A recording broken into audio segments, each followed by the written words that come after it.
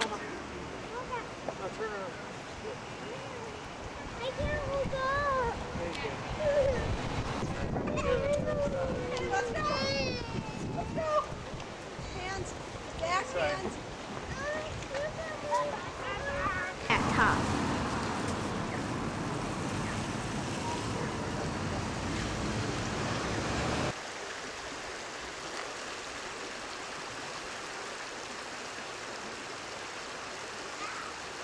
Well, is it cold, right?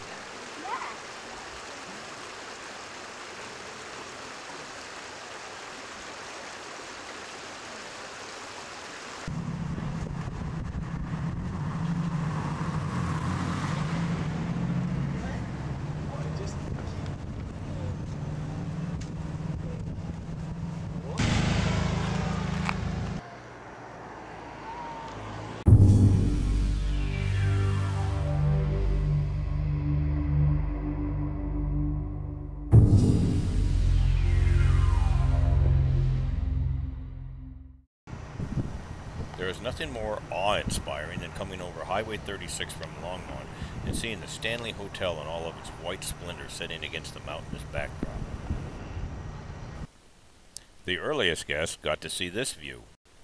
The porte-cochere extension on the front was removed in the 1930s. The building itself was painted a dull mustard color with a red tile roof. Well, I don't think it was quite this bad. I think this photo's been colorized. But for me, I'll stick with the white.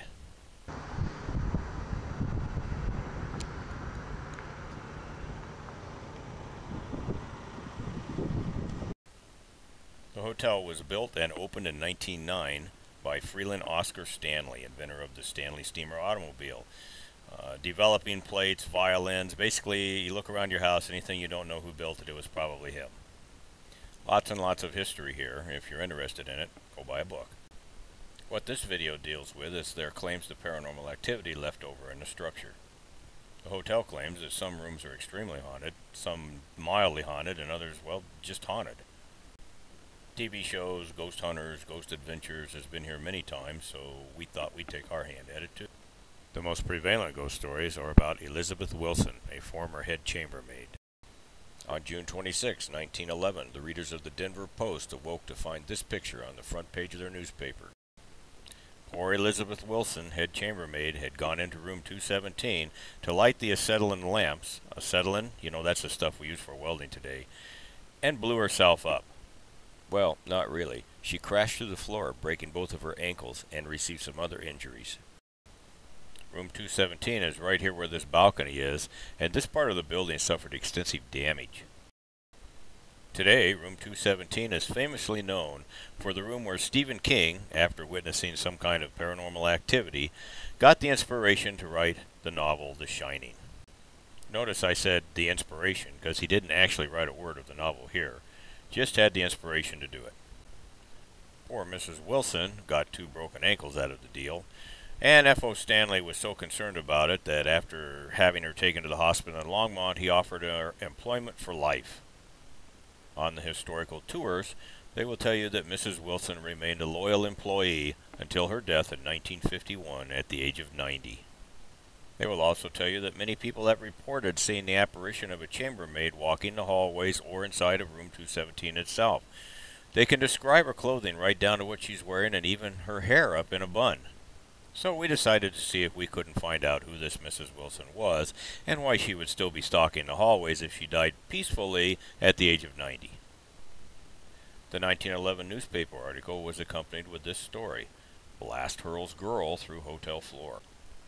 Well, we know right away, if the hotel claims are true, that she wasn't a girl, because if she died at 90 in 1951, then in 1911, she would have been 50.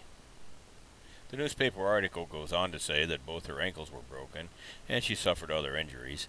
She was hurried to the hospital in Longmont. Other injured were Negro waiters who suffered minor hurts. It also says that this particular Elizabeth Wilson, who it does not describe as a Mrs., has her home in Lancaster, Pennsylvania, so now we have a place to begin our search from. Keep in mind that up until the 1980s, this hotel was shuttered during the fall and winter months.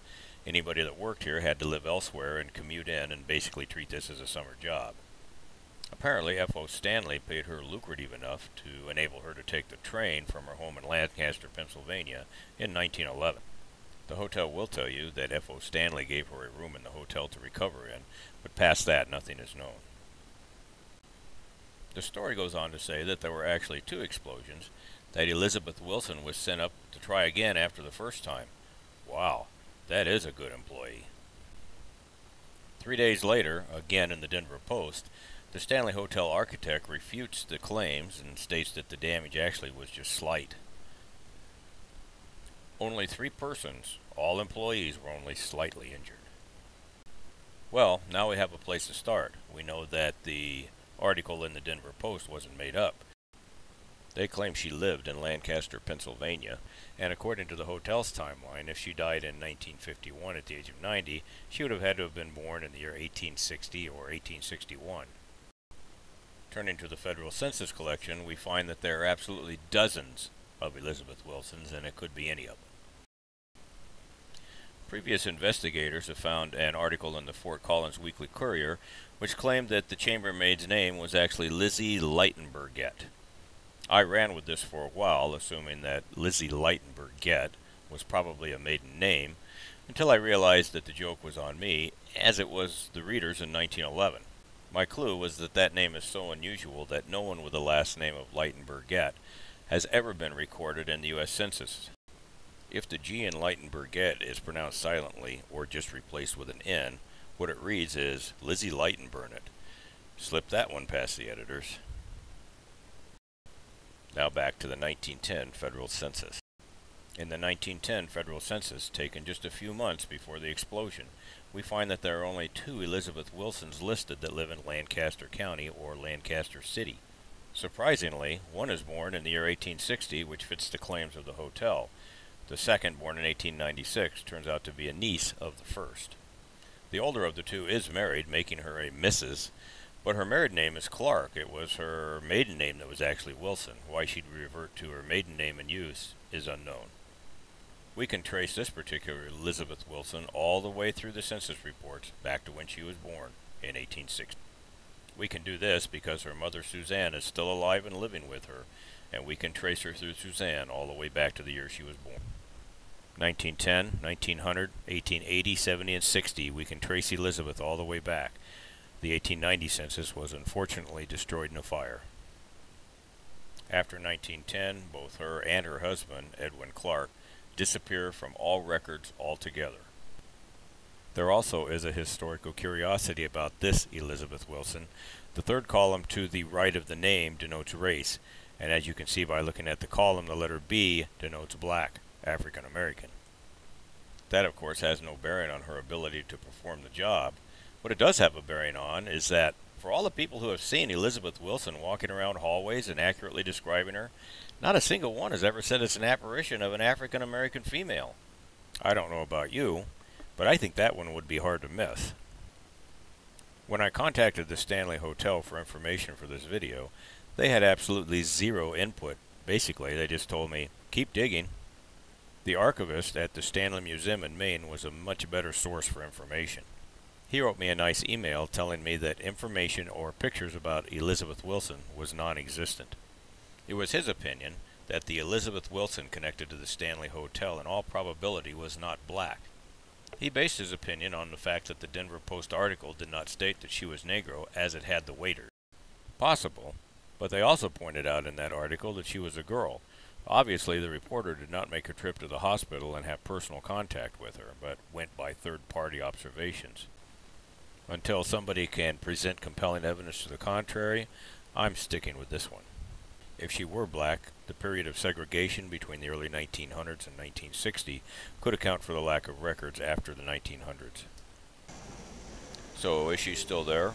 In room 217, I mean. We don't know. We couldn't book it. Our investigation took us into 2 of the other most haunted rooms.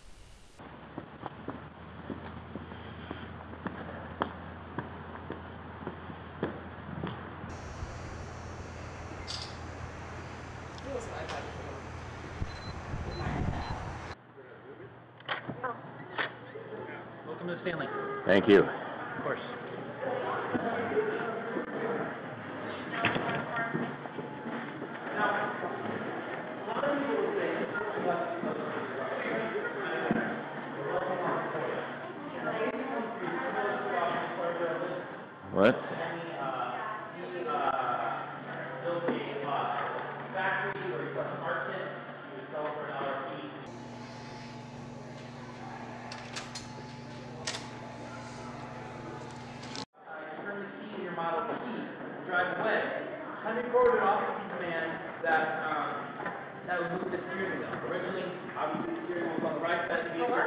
For you.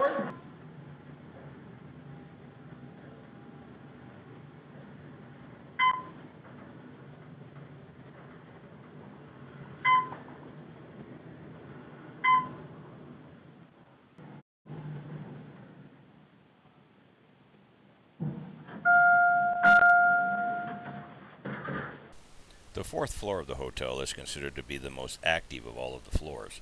It was on this floor that during the early 1900s they housed nannies, maids, the children of rich people that came to stay that were allowed to stay downstairs. They had little cubicles for them to stay in, and supposedly their residual energy still abounds. For the first night, we rented room number 418, which is considered to be the most haunted room in the hotel. We were told on booking that the room would be occupied by someone else on the second night. For the second and third nights, we had to transfer to room 407, which is considered to be the second most haunted room in the hotel.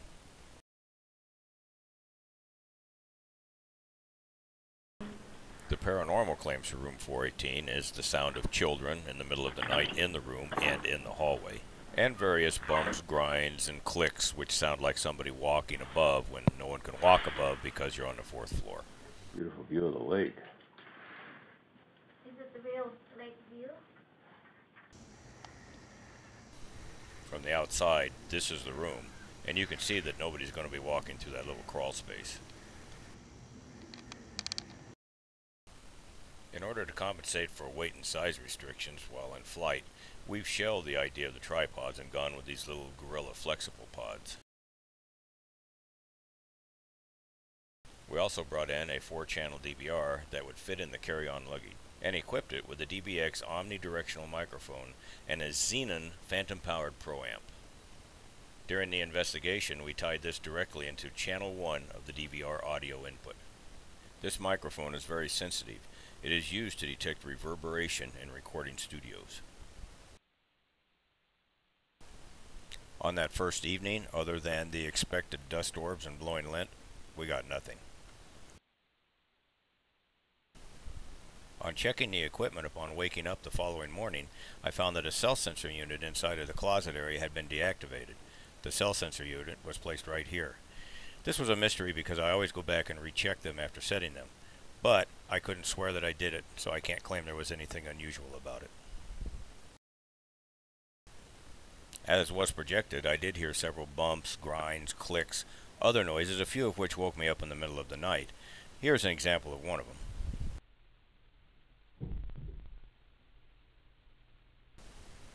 I didn't think that any of these were anything other than normal settling sounds or other guest movements in their rooms. Certainly there was nothing like footsteps walking overhead. Here it is amplified. As you notice from the DVR, it is 3:06 in the morning. You be the judge.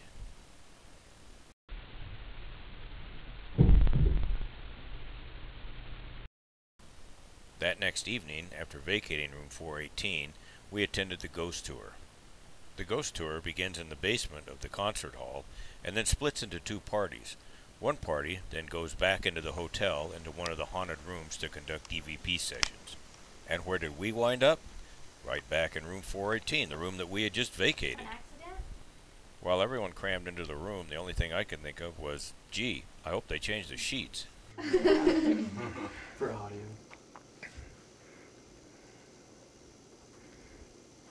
Did you hear that? The knocking? Artillery. Is it my can? No, it was like artillery. Did you? Yeah, I heard it too. On the roof. Incident.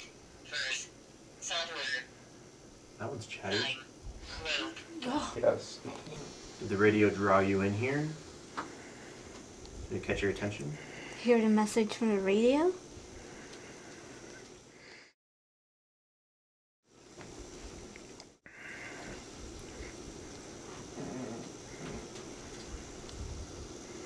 Are you still here with us right now? No, and in fact it never was. That's twice we've been in this most haunted room now and have detected nothing.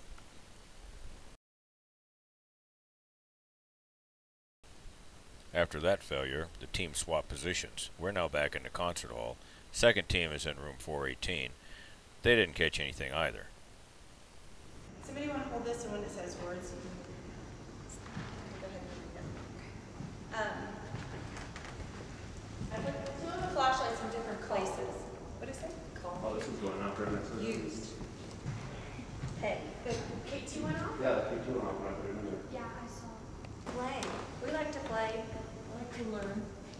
Oop, oop, oops. Oh, almost got the flashlight.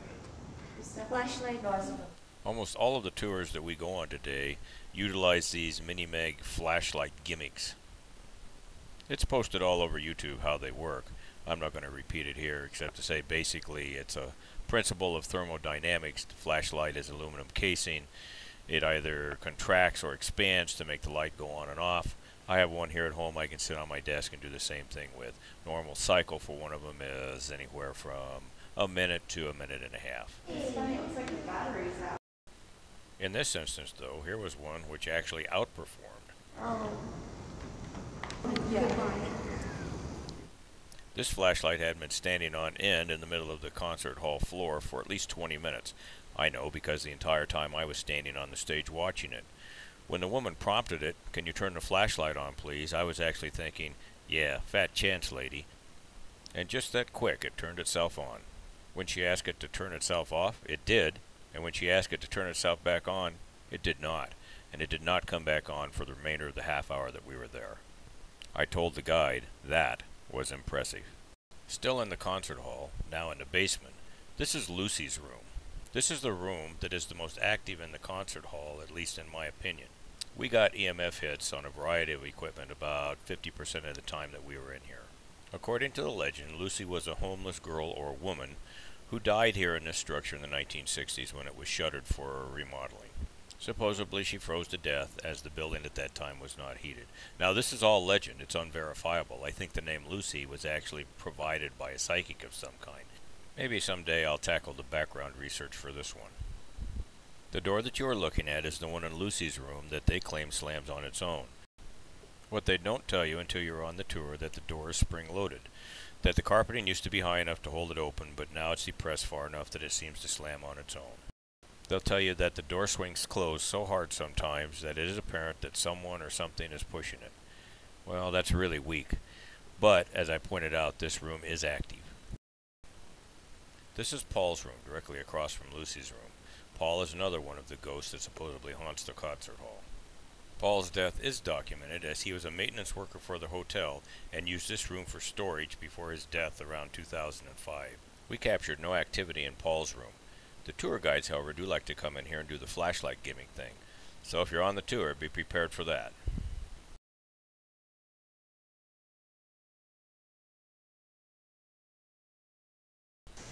As we proceed down the hallway on the 4th floor to room 407, we pass by room 401, which is also supposed to be one of the most haunted rooms. This was Lord Dunraven's room. We did not stay in here either.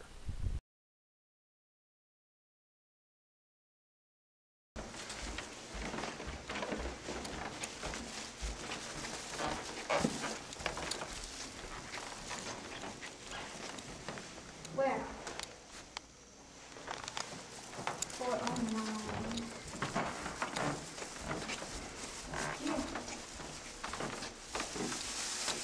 The paranormal claims in room 407 are about the same as 418, except they also claim that the bathroom and closet lights have a tendency to turn themselves on and off.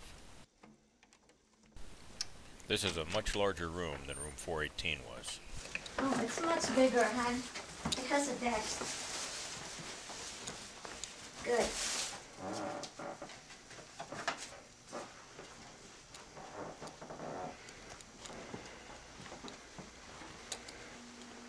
I love this one. As it was with room 418, this room also kind of juts out from the roof area. It's easy to see that there's not going to be anybody walking above your heads. Go ahead. Wave.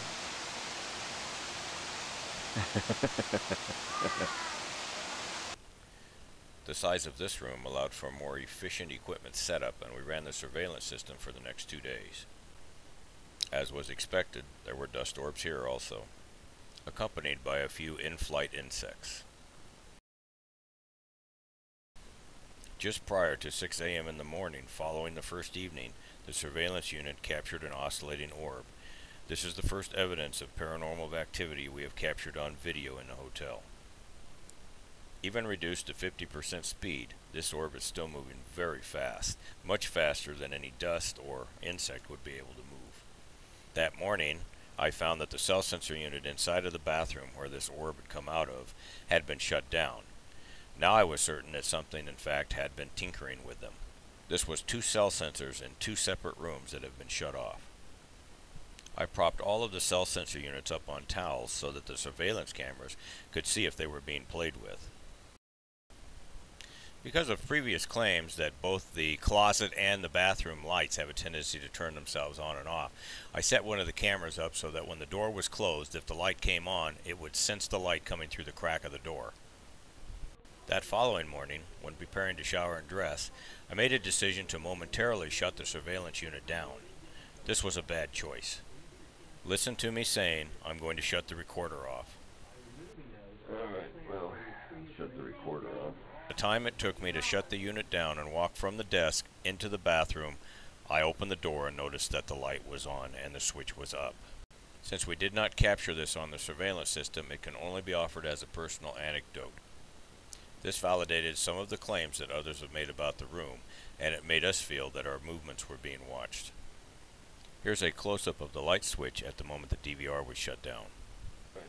Although discouraged that we had not captured the closet light event on surveillance, upon reviewing the surveillance footage, I was pleased to see that the idea of propping the cell sensors up on a towel had produced results.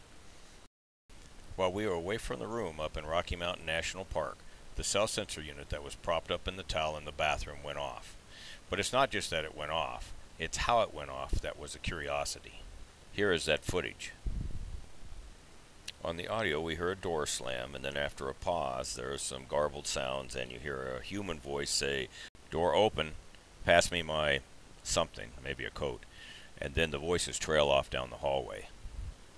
At the same time the cell sensor goes off in our bathroom on the opposite wall from the hallway.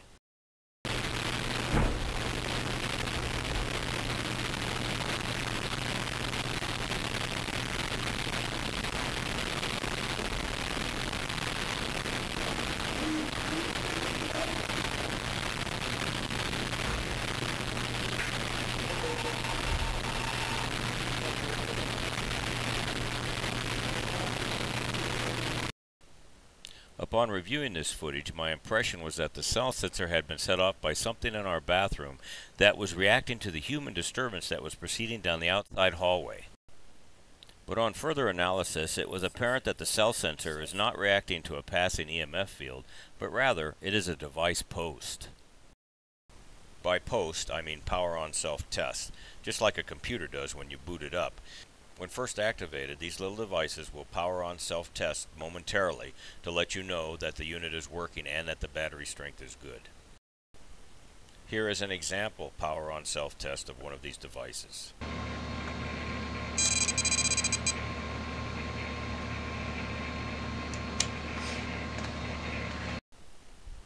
Now compare that side by side with the device being activated in the bathroom.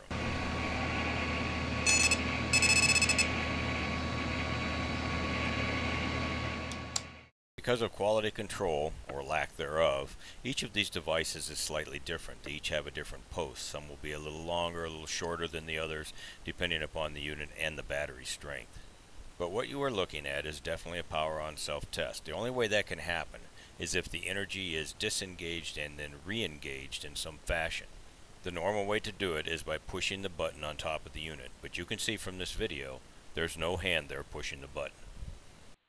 The next thing to analyze is the audio.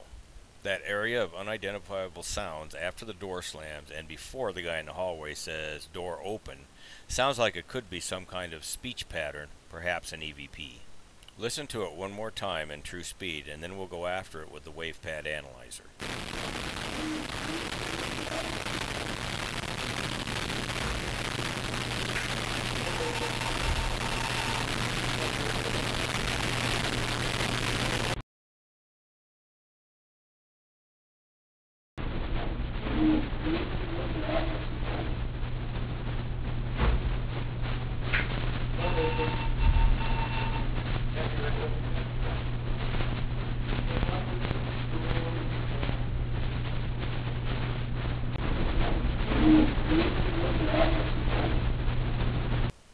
With increased speed, the EVP sounds more like normal speech, but the real normal speech in the hallway now sounds like a chipmunk.